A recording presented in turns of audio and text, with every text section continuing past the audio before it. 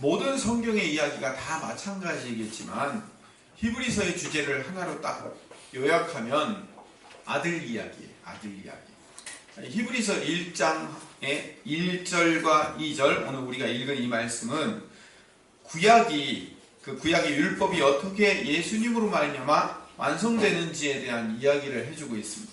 그래서 1절을 다시 보면 옛적에, 이 옛적이라는 말은 구약을 얘기하는 겁니다. 구약 옛적에 여러 사람과 선지자들을 통하여 여러 부분과 여러 모양으로 말씀하셨다고 얘기하는데, 여러 부분과 여러 모양이라는 것은 율법으로 모세오경, 역사서, 그리고 선지서, 성문서는 시편, 잠언, 전도서, 아가서 이런 겁니다. 이런 각종 다양한 방법을 통해서 여러 사람을 통해서 여러 모양으로 우리 조상들에게, 그러니까 구약 백성들에게 말씀하셨다는 거예요. 다양한 방법으로. 근데 2절로 넘어갑시다. 2절 보면 이 모든 마지막 날에라고 되어 있습니다. 모든 마지막 날이라고 얘기하는 것은 종말을 얘기하는 거죠. 종말에는 아들을 통하여 말씀하신다고 얘기해요. 종말에는 아들을 통하여 말씀하신다는 얘기에, 이 종말은 뭐냐면 이 모든 마지막 날은 예수님, 제가 여러 번 강조했습니다. 예수님이 초림, 예수님이 태어날 때부터 뭐가 시작됐다고요? 종말은 시작된 거예요. 그래서 그 종말이 언제 끝나요? 예수님 재림할 때 종말이 끝난다고 제가 수도 없이 말씀드렸어요. 그러니까 이 마지막 날, 모든 날 마지막은 뭐예요? 예수님이 초림하자마자 종말이 시작된 게, 그게 이제 마지막이 시작된 거예요. 그러니까 이 마지막이 시작될 때부터는 누가 말씀하시는 거예요? 오직 아들이신 예수님만 말씀하시는 거예요. 이전에는 다양한 방법으로, 다양한 모양으로 여러 사람들이 여러 가지 방법들을 통해서 말씀하셨는데, 마지막 날이 시작되자마자, 이 마지막 날이 시작되는 예수님의 오심부터 시작해서는 아들만 얘기하겠다는 거예요. 그게 히브리서의 이야기인 거예요. 그러니까 구약의 이야기는 이제 여러분들 귀에 이제 못이 박혔을 거예요. 하도 많이 이야기해서. 구약의 모든 이야기들은 모형이에요. 상징이에요.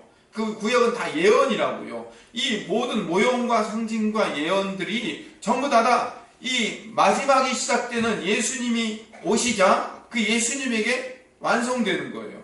흩어진 퍼즐들을 다 하나씩 맞추면 완성된 그림이 되는 것처럼 구약의 여러 부분과 여러 모양으로 이루어졌던 이야기들을 다 하나로 맞추면 예수님이라는 그림이 완성되는 겁니다. 그게 히브리서 1장 1절과 2절의 이야기입니다. 그렇기 때문에 이제 신약 백성인 우리들, 그러니까 그 마지막 날, 모든 날의 마지막이 시작되어 살아가고 있는 종말의 삶을 살고 있는 우리들은 전부 다 구약의 모든 이야기를 누구로 해석해야 되냐면 예수님으로 해석을 해야 되는 거예요. 그러니까 하나님은 오직 예수님을 통해서만 이제 말씀하시겠다는 거예요. 예수님이 오시자 이제 예수님으로만 말씀하시겠다는 거예요. 아들 위에는 하나님을 알 수 있는 방법이 이제는 없어요. 막혔어요.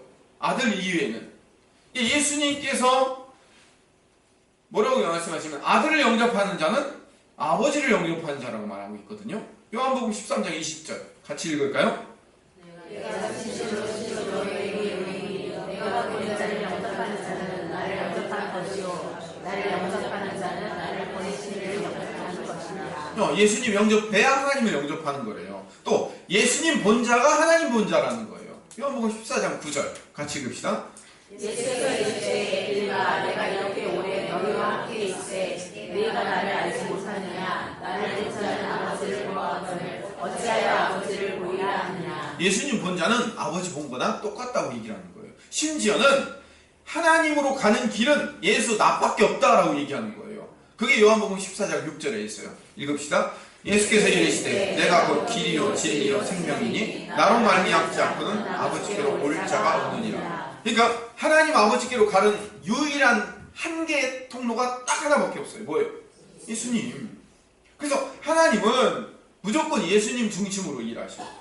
하나님은 애초부터 이 땅을 만드시고 창조하실 때부터 누구를 위해서 만드셨냐면 예수님을 위해서 만들었어요. 그게 히브리서 1장 2절의 후반절 이야기예요. 읽어볼까요? 히브리서 1장 2절 시작. 후반절 시작. 이 아들을 만유의 상속자로 세우시고 또 그로 말미암아 모든 세계를 지으셨느니라. 예수님이 하나님의 상속자예요. 그러니까 하나님이 만물을 다 만드시고 상속하셨으니까 누구에게 상속하신 거예요? 예수님에게 상속하신 거예요. 그러니까 만물의 주인은 처음에는 하나님이었는데 이제는 누구가 된 거예요? 예수님. 그러니까 우리의 주인은 처음에 하나님이셨는데 이제는 예수님이 우리의 주인 된 거예요. 모두 예수님한테 넘겨줬어요.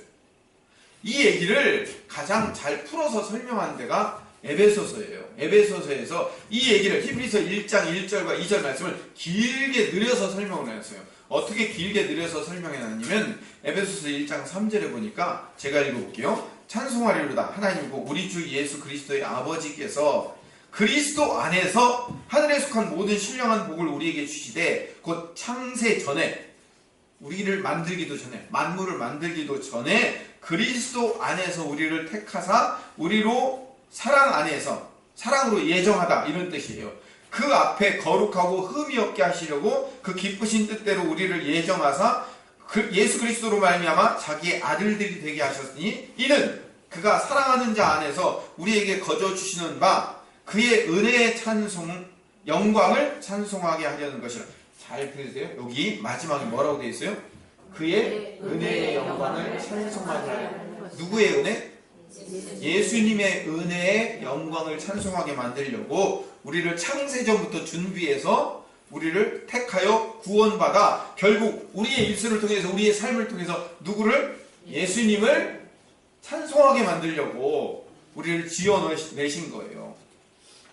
그 얘기가 이제 계속 이루어져 나와요. 7절부터 14절에 이제 계속 나와요. 우리는 그리스도 안에서 그의 은혜의 풍성함을 따라 그의 피로 말미암아 속량 곧 죄사함을 받았느니라. 이는 그가 모든 지혜와 총명을 우리에게 넘치게 하사 그 뜻의 비밀을 우리에게 알리신 것이요 그의 기뻐하심을 따라 그리스도 안에서 때가 찬 경륜을 위하여 예정하신 것이니 하늘에 있는 것이나 땅에 있는 것이 다 그리스도 안에서 통일되게 하려 하십니다. 모든 일을 그의 뜻대로 뜻의 결정대로 일하시는 이의 계획을 따라 우리가 예정을 입어 그 안에서 기업이 되었으니 이는 우리가 그리스도 안에서 전부터 바라던 그의 영광을 찬송하게 하려 하십니다. 너무 길어서 다 못 읽고 14절을 마지막 읽어봅시다. 16절 죄송합니다. 14절 시작. 이는 그의 기업의 보증이 되사 그 어디서 것을 상하시고 그의 영광을 찬송하게 하려 하십니다. 아까 6절 그리고 12절 그 다음에 14절 세 번을 반복해서 에베소서 1장이 뭘 얘기하고 있냐면 우리가 창세 전부터 예정되어서 우리가 태어나서 우리가 구원받아서 우리가 하나님의 자녀가 되어서 뭐 하려고요? 예수님의 영광을 찬송하게 하려고 우리를 구원해 내셨다는 이야기가 에베소서의 이야기예요. 집에 가서 천천히 잘 읽어보세요. 그 전부 다 예수님 찬송하고 예수님께 영광 돌리려고 우리를 세웠다 그 얘기를 하고 있는 거예요.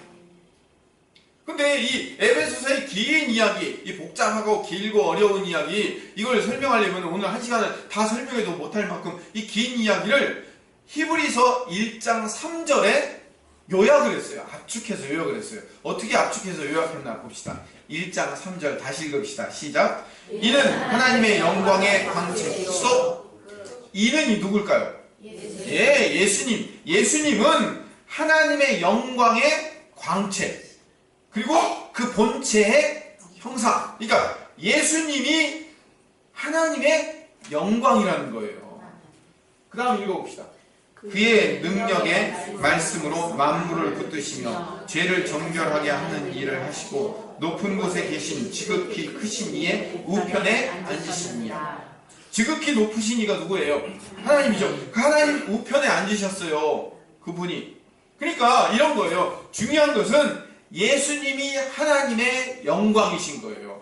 이게 굉장히 중요한 명제예요. 따라합시다. 예수님이 하나님의 영광이시다. 예수님이 하나님의 영광인 거예요. 예수님을 보임으로 하나님이 영광을 받으시려고. 하나님의 영광은 예수님에게 있어요. 그분께서 우리를 정결케 하시고 그분께서 우리를 구원해내시고 그분께서 그 모든 일을 이루시고 하나님 보좌 우편에 앉아 계시는 이 모든 일들이 정말 전부 다 하나님의 영광스러운 작업이라는 거예요.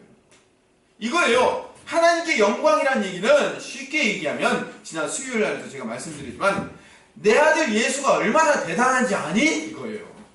그걸 하는 거예요. 여러분, 우리 현이가 얼마나 잘생겼는지 아세요? 가만히 뜯어놓고 보면 기가 막히게 생겼어요. 네. 비웃는 게 아니 진짜 네, 진짜. 그리고 우리 현이가요 똑똑해요. 애가요 괜찮아요. 성품도 괜찮아요. 여러분, 여러분들이 우리 목사님 괜찮으십니다 하고 제 자랑하는 게 제가 좋을까요? 우리 아들 자랑하는 게 더 좋을까요? 아들 자랑. 예. 제 자랑하는 것보다 우리 현이 자랑, 우리 온유 자랑하면요 제가 훨씬 더 뿌듯해요. 왜 그럴까요? 하나님 얘기하고 싶은 거예요. 하나님이 영광 받으신 게 뭐냐? 야, 내 아들 얼마나 괜찮은지 아니? 아들 얘기하고 싶은 거예요. 온통. 그래서 우리 오늘 설교 제목이 뭐예요? 아들 자랑. 하나님은 뭐 하고 싶은 분이에요? 자기 아들 자랑하고 싶으신 분이에요. 그럼 자기 아들 자랑하면 그게 뭐예요? 하나님께 영광인 거예요. 하나님께 영광. 하나님은 온통 아들 자랑에 집중하신 분이에요. 좀 더 과장해서 얘기하면 하나님은 당신의 아들 예수밖에 안 보이셔요. 이거 잘 들으셔야 돼요. 하나님은 온통 자기 아들 예수밖에 안 보이는 거예요. 그래서 예수님의 그 보혈 피로 우리를 구원해내셨어요. 근데 우리 안에 여전히 우리의 죄악된 성품과 성향과 이런 것들이 남아있어요. 그렇죠? 안 남아있고 깨끗하게 다 지워지신 분 손 들어보세요. 없죠? 저 하나밖에 없죠? 웃기려고 하는 거예요? 다 남아있음에도 불구하고 우리를 당신의 자녀 삼아서 우리를 기뻐하셔요. 왜요? 우리를 보는 게 아니라 누구를 보는 거예요? 예수를 보는 거예요. 우리를 무지개로 덮어주셨잖아요. 예수로 우리를 덮어주셨기 때문에 예수의 거룩한 옷을 입혀주셨기 때문에 그걸 뭐라고 얘기해요? 신학적인 용어로 칭의라고 그래요. 그래서 예수님 옷을 입혀주셨기 때문에 우리를 보면서 하나님은 누구를 보게 되냐면 예수님 보는 거예요. 그래서 우리를 의롭다고 하시고 우리를 기뻐하시고 우리를 좋아하시는 거예요. 왜? 당신 아들 옷 입혀주셨으니까. 당신 아들로 구원해내셨으니까. 당신 아들 때문에 그런 거예요. 당신 아들 때문에. 이게 하나님께 영광인 거예요. 성부 하나님은 원래 영광을 받으실 분이셔요. 그렇죠? 하나님은 원래 영광을 받으실 분이에요. 만물을 창조한 목적이 하나님께 영광 돌리기 위해서예요. 근데 이게 계시록 창세기에도 시편에도 하나님은 영광 받으실 분에 대해서 쭉 설명이 되어 있지만 그걸 가장 잘 설명한 성경이 어디 있냐면 계시록이에요. 계시록에 하나님은 영광 받으실 분이다라는 것을 설명해 놨어요. 제가 조금 이제 길게 이제 이 얘기를 해드릴 테니까 여러분들이 잘 귀담아 들으셔야 돼요. 계시록 1장부터 3장까지는 7교회 이야기를 해놨어요. 그 다음에 이제 4장부터 이제 종말의 역사가 시작돼요. 근데 종말의 역사가 4장부터 시작되면서 4장 전체 한 장에 걸쳐서 무슨 얘기를 하고 있냐면 하나님이야말로 우리 모든 만물의 영광을 받으셔야 될 분이다 라는 것을 계시록 4장에 설명을 해놨어요.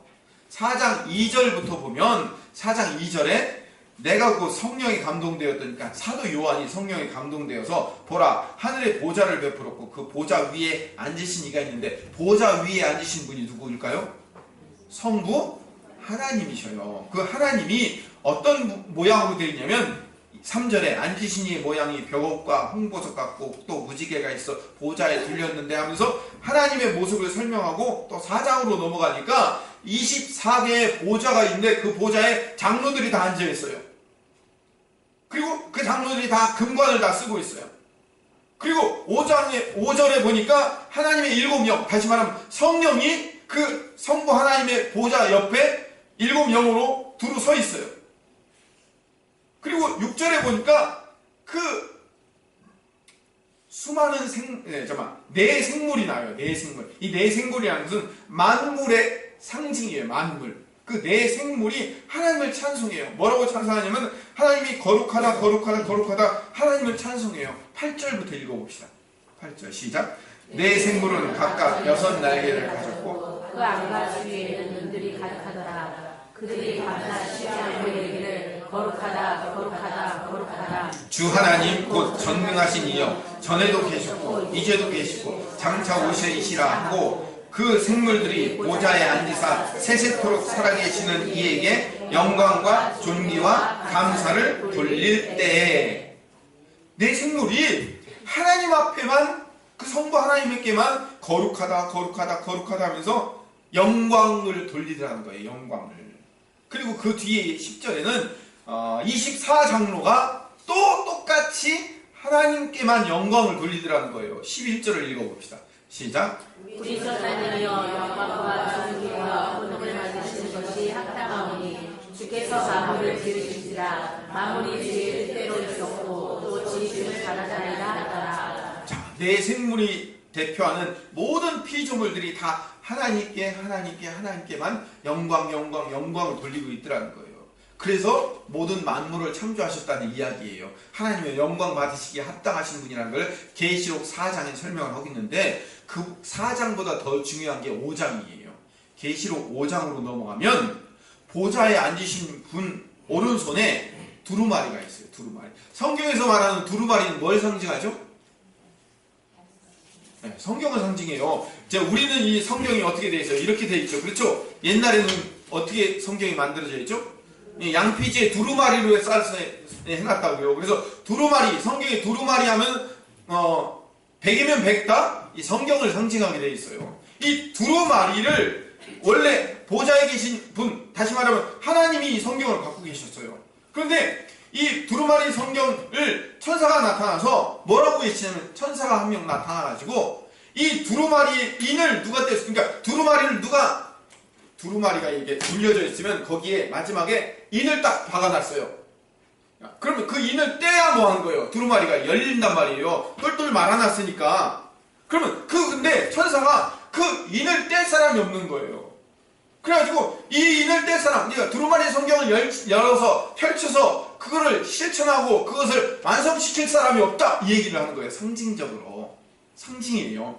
그래서 성경 안에서 이 두루마리 성경 안에 있는 예언과 두루마리 성경 안에 있는 계시를 누가 완성할 수 있어? 완성할 사람이 있어? 라고 아무도 없다는 거예요. 천사가. 하늘이나 땅이나 아무 곳에서도 그 두루마리를 펴거나 볼 능력이나 자격이 있는 분이 아무도 안 계신 거예요. 그러니까 사도 요한이 옆에서 사전에 징징 울고 있어요. 그러면 이걸 누가 완성할 수 있어? 하고 사도 요한이 엉엉 울고 있으니까 그 옆에 있던 24장로 중에 한 명이 사도 요한에게 울지 말라고 달래는 거예요. 그러면서 5절부터 뭐라고 얘기하면 유다 지파의 사자 다윗의 뿌리이신 분이 그 두루마리 성경에 인을 띄어서 그거를 펼쳐볼 수 있는 분이 한 분 계시다는 거예요. 그분이 누구냐면 유다 지파의 사자이며 다윗의 뿌리이신 분이래요. 누굴까요? 오케이. 이제 여러분 하산하실 텐데. 예수님만이 이 두루마리 성경에 인을 띄어서 거기 있는 모든 성경의 계시와 예언을 완성해내실 수 있는 분이라는 것을 사도 요한이 깨달은 거예요. 근데 6절에 보니까 그분의 모습이 이제 천사들은 뭐라고 얘기했냐면 유다 지파에 있는 사자, 엉엉한 그 사자를 얘기하는 거예요. 사자라고 했는데 사도 요한이 보니까 사자가 아니에요. 모습이 어떤 모습으로 돼 있어요? 어린 양으로 돼 있어요. 어린 양의 모습인 거예요. 이 인간들이 보기에는 천사가 보기에는 사자의 모습이었는데 인간의 모습으로 보니까 어린 양으로 보이더라는 거예요. 그 어린 양이 보좌 위에 계신 분, 그분 앞에 나와 두루마리를 받아요. 아까 뭐라고 얘기했죠? 히브리서 얘기할 때 모든 만물을 상속받죠. 그렇죠? 그런 것처럼 두루마리 성경도 원래는 보좌 위에 계신 분이 갖고 있었는데 그거를 누구에게 줘요? 어린 양이신 분에게 전달해 준단 말이에요. 그래서 그거를 받았어요. 그게 7절까지의 이야기예요. 그 다음에 8절로 넘어가니까 아까 4장에 성부 하나님을 24장로들과 네 생물이 찬송을 드렸잖아요. 그렇죠? 그런데 이 24장로와 네 생물이 다시 또 나타나요. 또 나타나갖고 이번에는 보좌 위에 계신 하나님을 찬송하는 게 아니라 누구를 찬송해요? 어린 양이신 예수님을 찬송하는 거예요. 그런데 어린 양이신 예수님에게 찬송을 하는데 어떻게 찬송하냐면 이번에는 뭘 찬송하냐면 어린 양 앞에 엎드려가지고 검은 고 헬라어로 키다라라고 얘기해요. 수금, 하프라고도 얘기하죠.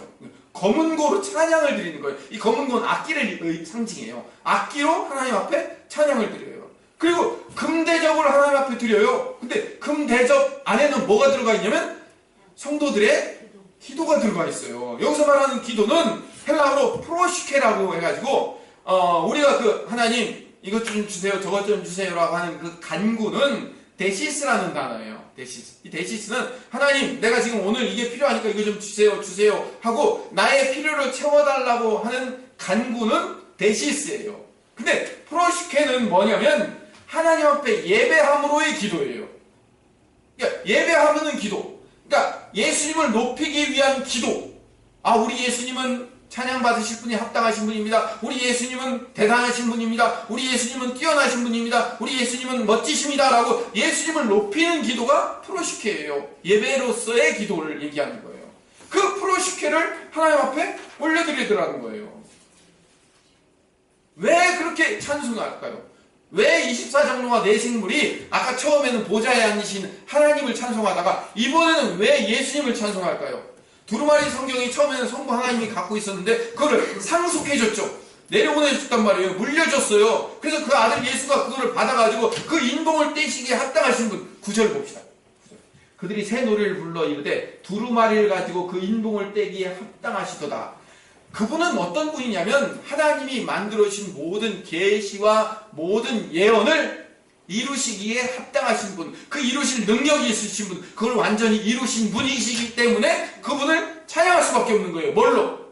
프로시케, 기도로 찬양할 수밖에 없고, 또 카다라, 찬양, 그러니까 악기로 향한 찬양으로 하나님을 그렇게 높일 수밖에 없는 분이라는 거예요. 왜가 중요한 거예요. 왜 그분을 찬양할 수 있으며 왜 그분께 경배하며 기도할 수 있냐고요. 그분은 모든 역사를 이루실 수 있는 분이기 때문에, 모든 예언과 계시를 완성하신 분이시기 때문에. 그래서 4장에는 성도가 없었어요. 24장로와 그리고 내생물만 있었는데 5장으로 넘어가니까 누가 등장하면 일찍이 죽임을 당하사 각 족속과 방언과 백성과 나라 가운데서 사람들을 피로 사서 하나님께 드리시고, 10절에 보니까 10절 없어요? 수많은 천천과 그들로 우리 하나님 앞에서 나라와 제사장들을 삼으셨으니 그들이 땅에서 왕노탈이다 하시다. 11절이네. 죄송합니다. 제가 10절인 줄 알았더니 11절에 보니까 그렇게 찬양하고 기도하는 성도들의 수가 천천히와 만만이더라고요. 어마어마한 성도들이 모여들어서 하나님을 프로시케로 기도하며 카다라로 찬양하더라는 거예요. 이전에 그러니까 성부 하나님이 현천하셔서 성부 하나님 앞에는 성도들이 없었는데 예수님에게만 성도들이 생겼다가 아니에요. 이전에는 성도들이, 왜 예수님에게서는 그 수많은 천천과 만만의 성도들이 생겼을까요? 예수님의 보혈의 피로 그들을 샀기 때문에, 그들을 만들었기 때문에, 그래서 그들이 주님 앞에 돌아왔기 때문에 그 수많은 천천과 만만의 성도들이 프로시케와 카다라로 찬양하더라는 거예요. 그러면서 12절부터 14절까지 12절 잠깐 봅시다. 큰 음성으로 이르되 죽임을 당하신 어린 양은 능력과 부와 지혜와 힘과 존귀와 영광과 찬송을 받으시기에 합당하신 분이라고 카다라와 프로시케로 찬양하더라. 찬양과 기도하더라는 거예요. 13절. 내가 또 들으니 하늘 위에와 땅 위에와 땅 아래와 바다 위에와 또 그 가운데 모든 피조물이 이르되 보좌에 앉으신 이와 어린 양에게 찬송과 존귀와 영광과 권능을 세세토록 프로시케와 카다라로 찬양하더라. 왜 찬양하는가? 왜 기도하는가가 중요해요. 이 중요한 거예요.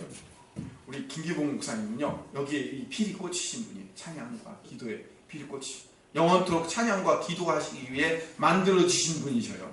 네. 근데 이제 우리 그렇게 기도하고 찬양해야 돼요. 우리 모두가 그렇게 해요. 왜? 우리의 사명이니까. 보세요. 사명이에요? 아니에요? 예수님을 찬양하고 기도하는 게 사명이에요? 아니에요? 우리의 사명이잖아요. 그러면 저는 제가 영원토록 해야 할 일은 뭐냐면, 그럼 왜 기도해야 되는가? 왜 찬양해야 되는가? 본질을 찾아보자는 거예요. 왜 그분이 그렇게 찬양받아야 돼요? 왜 그렇게 그분께 기도해야 되는 거예요? 그분이 어떤 분인데? 우리를 구원하신 분이시기 때문에. 하나님이 모든 계시와 예언으로 구약시대부터, 아니 창세전부터 너희들을 구원해서 너희들을 찬양하도록 만들 거야. 너희들을 구원해내서 너희들을 완성해낼 거야 라고 하셨고 예언하셨던 그 모든 일을 예수님이 드디어 이뤄내셨다는 거예요. 그러니까 성부 하나님의 입장에서는 우리 아들이 얼마나 기특해. 그렇죠? 우리 아들 기특한 거예요. 우리 아들 예수가 기특한 거예요. 우리 아들 예수가 진짜인 거예요. 그래서 얘들아, 예수의 피로 말미암아 구원받은 너희들은 전부 다 악기란 악기는 총동원하여 내 아들 예수 좀 찬양해. 너희들은 온통 온 마음과 시간과 정성을 다하여 주님을 기도로 높여라. 내 아들 좀 제발. 이게 예배라니까요. 그게 우리의 신앙이고요. 그게 하나님께 영광 돌리는 일이에요. 제가 여러분들이 이뻐하는 건요, 우리 현이 칭찬해주면 제가 이뻐야죠.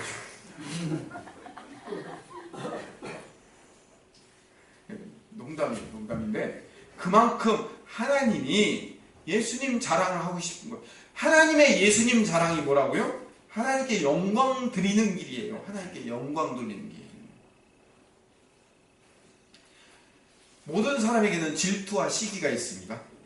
그렇죠? 네. 모든 사람에게는 질투와 시기가 있는데 아들한테는 질투와 시기가 없어요. 내 아들은 잘 되면 좋은 거예요. 왜? 내 아들이 이 일을 완성해냈기 때문에. 하나님의 입장에 생각해 봅시다. 하나님의 입장에서. 인류의 구원은 어떤 인간의 노력과 어떤 공로와 어떤 자격으로도 인류의 구원에 인간은 어떠한 도움도 되지 못했습니다. 오히려 창세전부터 하나님이 우리를 구원하시기로 작정하셔서 하나님의 일방적인 계획하심과 일하심으로 완성한 작품이 구원인 거예요.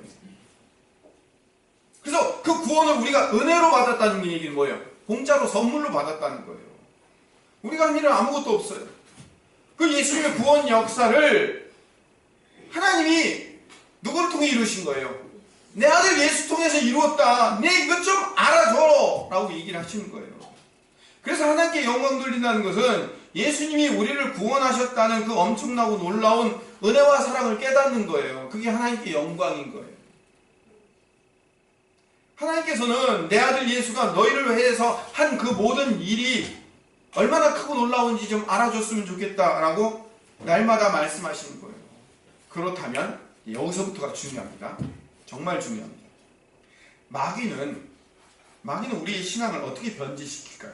어떻게 변질시키고 싶을까요? 성도들이 아들 자랑하지 못하도록 만드는 게 마귀가 하는 일이라고.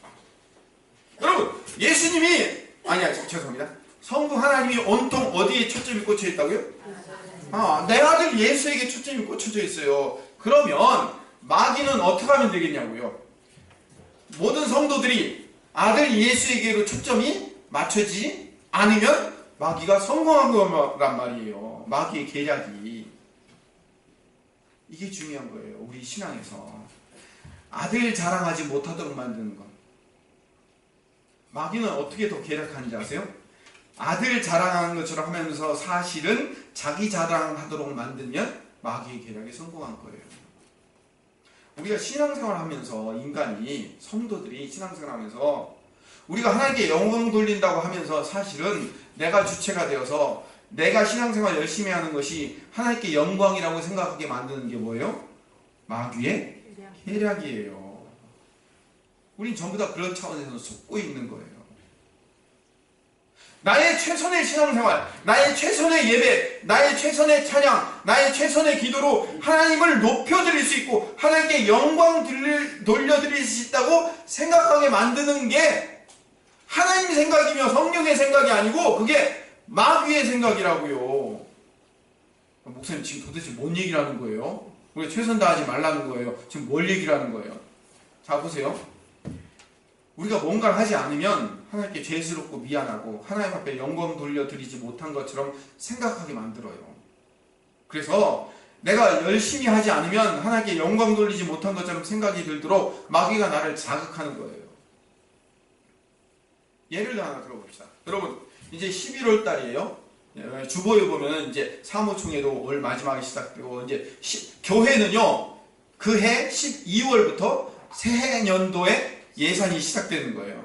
그러니까 이제 교회력으로 보면 11월, 이제 올해, 이번 달이 마지막이에요. 이제 한 해가 이제 거의 다 갔어요. 여러분들이 이제 2016년도 한 해를 처음에 시작하면서, 그럼 어떻게 결심했습니까?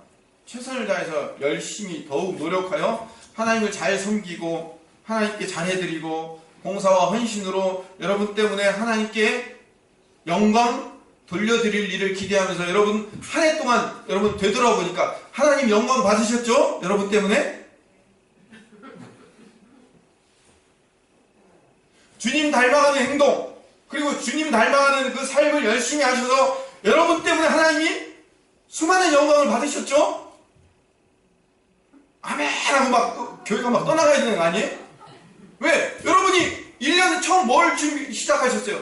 올해 한 해는 내가 하나님 앞에 나의 모든 삶으로 하나님께 영광 돌려드리겠다라고 시작했으면 최소한 그 영광이 돌려져야 될 거 아니에요? 그러면 내년에, 이제 내년 어떻게 살 것인가 우리가 결심하죠. 그렇죠? 내년에도 여러분의 정성과 여러분의 헌신과 여러분의 수고와 여러분의 봉사와 여러분의 충성으로 하나님의 영광 받으실 걸 기대하니까 막 가슴이 뜨겁고 흥분되죠. 한국 교회 성도들이 1000만이 있잖아요. 1000만. 요즘 뭐 800만이라고 하는데 800만이 1000만. 하여튼 그 수많은 성도들이 삶으로 예배로 그들의 모든 것으로 하나님께 영광 받으실 생각하면 온 나라가 그렇게 하나님께 영광 드릴 거 생각하면 눈물 나죠. 기대가 크죠. 그래요? 여러분은 그럴지 모르지만 나는 왜 안 그럴까요? 왜 안 될까요?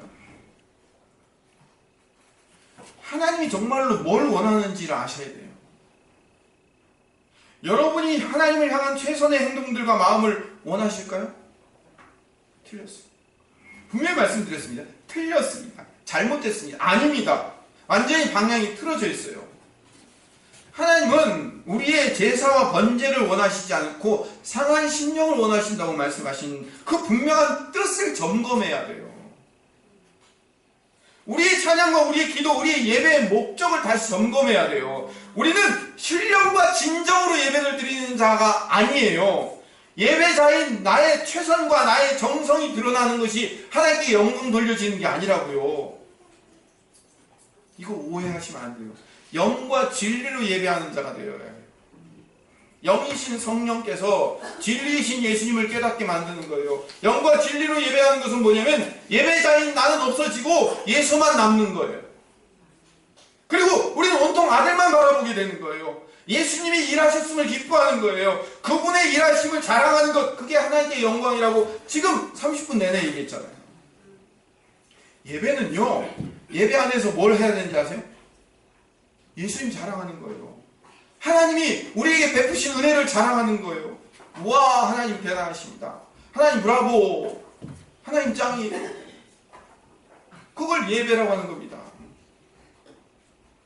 하나님께서는 아들 한 분을 보여주시고 그 아들의 공로와 그 아들의 업적이 엄청나고 크다는 것을 성도들이 좀 자랑해 줬으면 좋겠는데, 인간들은 말로는 입으로는 아유 예수님 자랑해야죠, 하나님 자랑해야죠 라고 하면서 온통 자기한테 집중되어 있어요. 온통 자기예요. 자기. 한 주간 내가 얼마나 주님을 높이며 얼마나 내가 찬양하며 내가 기도하며 내가 봉사하고 내가 헌신하고 내가 충성드리고 내가 얼마나 예배 시간에 빠지지 않고 참석했으며 내가 얼마나 했는가에 초점이 있어요. 내가 얼마나 했는가가 중요한 게 아니에요. 내 자아가 살아있기 때문에 내가 몇 시간 기도했는가가 중요하지 않아요.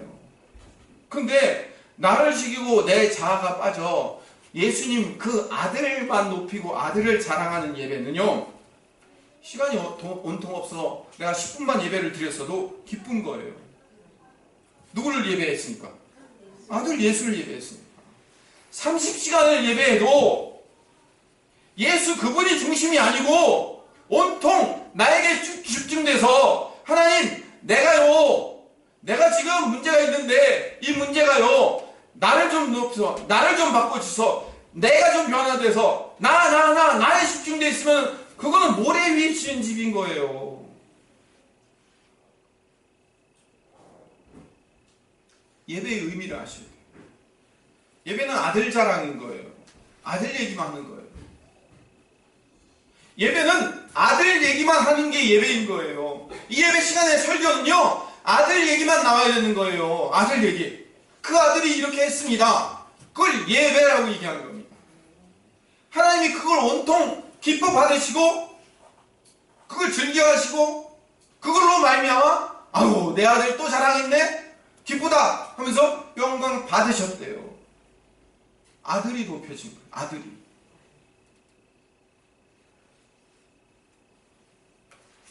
우리는 이 설교 듣고 나면 어떻게 생각하는지 아세요? 아하, 이제 10분만 기도해도 되겠네?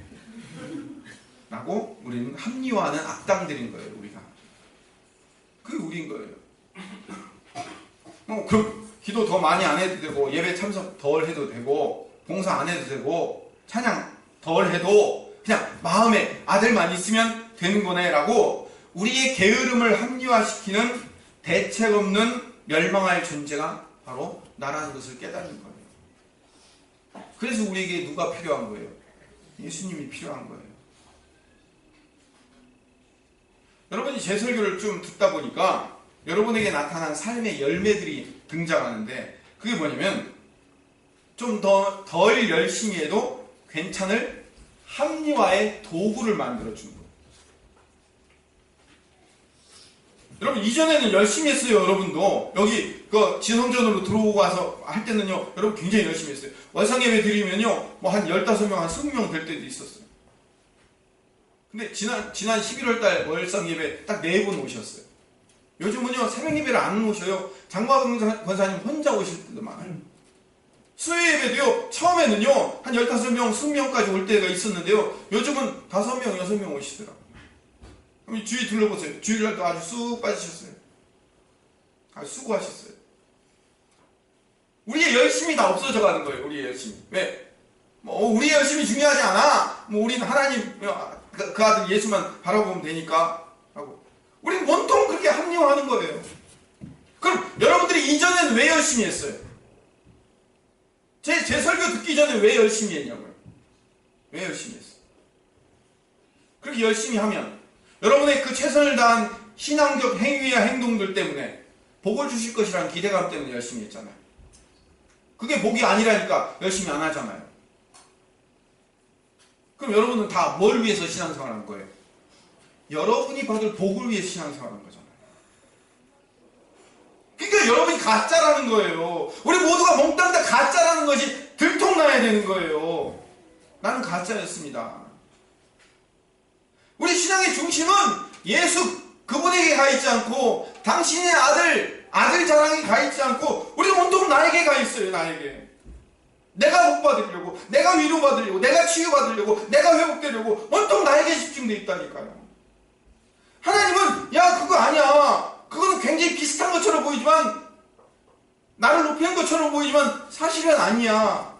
그거 가짜야 라고 하나님 말씀하시는데, 너 제발 너한테 집중하지 말고 내 아들한테 집중해. 내 아들 자랑 좀 해봐 라고 하나님 말씀하시는데, 우리는 온통 나한테 가 있잖아요. 나한테. 나. 열심히 할 때는 복 받으려고 율법주의로 가고, 복음을 깨닫고 알게 되냐, 안 해도 된다고 생각해서 방임주의, 방적으로 빠지고 있어요. 이게 우리의 현실인 거예요. 우리의 현실이에요. 그럼 우리가 어떻게 해야 돼요? 도대체 우리 뭐 어떻게 하라는 거예요? 여러분, 신앙은요, 예배 와서 우리가 깨닫고 책망받아야 될 것은 뭐냐면, 내가 하려고 하는 것은 전부 불법이며 가짜라는 것을 깨닫는 거예요. 내가 한 것은 다 가짜예요. 내가 주님께 영광 돌려드리려고 한 모든 행동은 전부 가짜라는 것이 폭로당해야 돼요. 그거를 성경적 표현으로 얘기하면 내 자아가 십자가에 못 박혀 죽는 거라고 말하는 거예요. 복음의 주체가 누구인지를 깨달아야 돼요. 복음의 주체는 아들이신 예수님이십니다. 그 예수님은 자랑하는 거예요. 그게 하나님께 영광인 거예요. 하나님의 아들 자랑이 예배이며 아들에게만 영광이 돌려지며 아들만 생각하는 것이 신앙생활인 거예요. 온통 아들에게도 집중되어 있다 보면 내가 없어져 가는 거예요. 여러분, 신앙생활은 내 자아가 죽고 내가 없어진다는 건 뭔지 아십니까? 내 생각이 나에게 초점이 맞춰져 있다가 누구에게 초점이 가는 거예요? 예수에게로 초점이 가는 거예요. 여러분, 자연스럽게 모든 예배의 초점이 예수에게로 가 있으면 나에게로 초점이 가 있는 것들이 어떻게 되겠어요? 내가 나의 초점을 가는 걸 죽여야지, 나를 없애야지, 내 자아를 없애야지라고 내가 없애자고 결심하고 이를 악문다고 없어지는 거예요? 그게 아니에요. 초점이 어디로 가 있으면? 예수에게로 가 있으면 나는 없어지는 거예요. 나는 사라지는 거예요. 나는 사라지고 나는 없어지고 나는 안 보이는 거 왜? 거기에 초점이 가 있으니까. 연애 처음 시작하면요, 애인에게 초점이 가 있으면 내가 보여요, 안 보여요? 그만합시다. 더 말해 무엇합니까? 연애를 해봐야죠. 설교를 알아들을 수 있으면 연애를 해봐야겠는데, 성령이 우리에게 오셔서 우리 성령으로 충만케 만드신다는 것은, 충만이 뭐예요? 충만. 가득 넘치게 채운다는 거예요. 성령이 우리에게 가득 채워진다는 것은 우리의 초점이, 성령이 하시는 일이 뭐예요? 성령이 하시는 최고의 일, 예수 그리스도 그분에게 우리의 눈을 돌리는 것, 그게 성령이 하시는 최고의 일이에요. 우리를 향한 예수님에게로 우리의 모든 초점이 그쪽으로 맞춰지면요, 내가 사라지는 거예요. 내가 없어지는 거예요. 내 자아? 아무것도 아닌 게 되는 거예요. 나의 아픔? 나의 절망? 나의 회복? 나의 치유? 그 별 중요한 게 아닌 거 되는 거예요. 주님이면 충분한데 뭘? 주님이면 전부잖아요. 주님이면 다잖아요. 그럼 됐죠?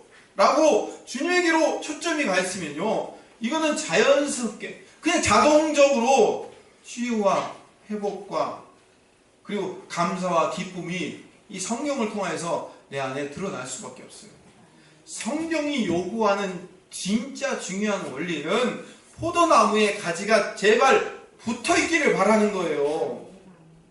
가지에 붙어서 우리가 얼마나 우리를 짜내서 열심을 동원하여 만들어낼 건가가 성도의 역할이 아니라고 예수님이 수도 없이 얘기를 하는데, 왜 우리를 자꾸 짜내서 뭔가를 만들어내려고 하냐고요.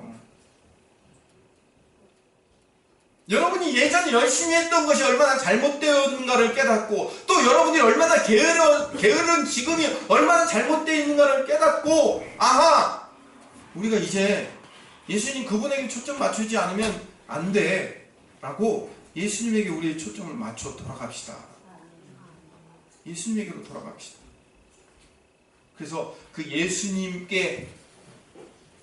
자랑이 하나님 자랑이란, 하나님께 영광이라는 사실을 날마다 묵상하는 김포수족교 성도들 되시기를 간절히 소망합니다.